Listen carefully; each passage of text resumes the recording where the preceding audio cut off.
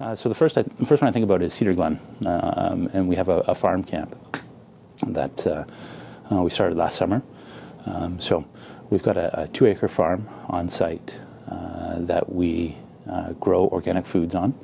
We really pull it into our kitchen and serve it through our kitchen to our campers and our school groups that come in. But we don't stop there. We want to engage programs on it to really help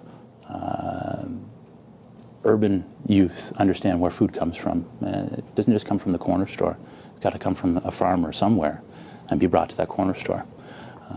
So our farm camp first engages campers and youth, primarily out of the GTA, to understand what is a farm, what is organic.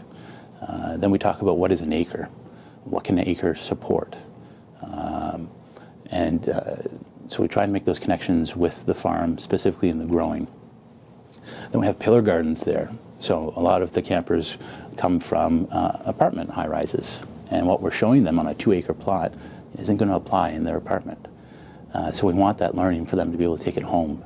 So we have pillar gardens. So it's a 6-foot in diameter vertical garden.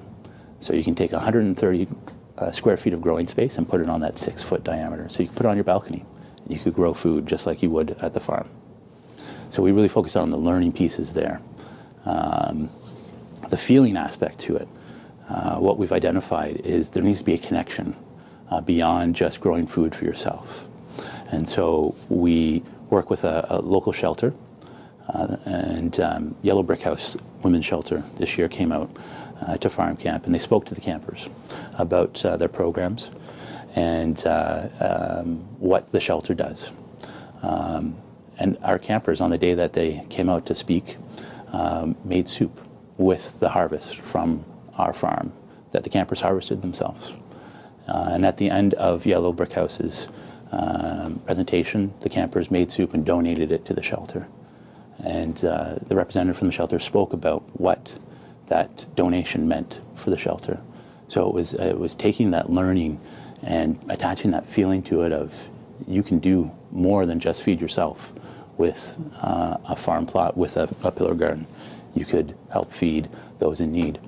The behaving aspect to it really comes after all of that, has a great impact on not only youth knowing where their food comes from, being a little bit more thoughtful about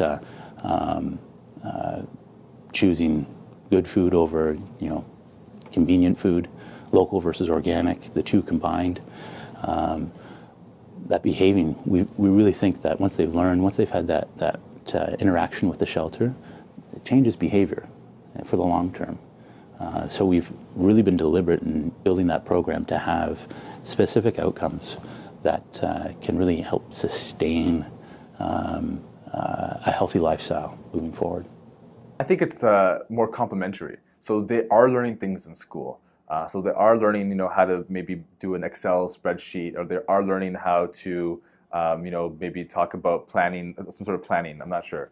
But what happens is they're doing these learnings in the classroom, but then they're not being able to apply them into the real life. And that's a big challenge, because although they may be getting great grades on making an Excel spreadsheet, they maybe never made a budget for an actual event or an actual project. So I think the learning comes for us is that we're able to help them enhance that knowledge. Say, you know what, hey, I know you have some experience with Excel, you've maybe done some spreadsheets in the classroom, but here we're gonna put you in a real life example where you're gonna work with a budget, you're gonna have to update it in a real time, you're gonna have to play around with it, you're gonna have to, make some mistakes, and you're gonna have to, correct them. And I think that's the joy of the work that we do, is we get to put people in real situations. And that's really special, because now when they're going to go into the workforce or into different areas, they have these tools that say, you know what, not only do I know how to use an Excel spreadsheet, but I've done it before. And I think that's a real key. When young people don't have experience, they have real big challenges of getting jobs or getting opportunities. But when they can say, I've done something like this before, then they're like, you know what, the employer or the person who wants to hire them say, you know what, we're going to trust you to do that work. So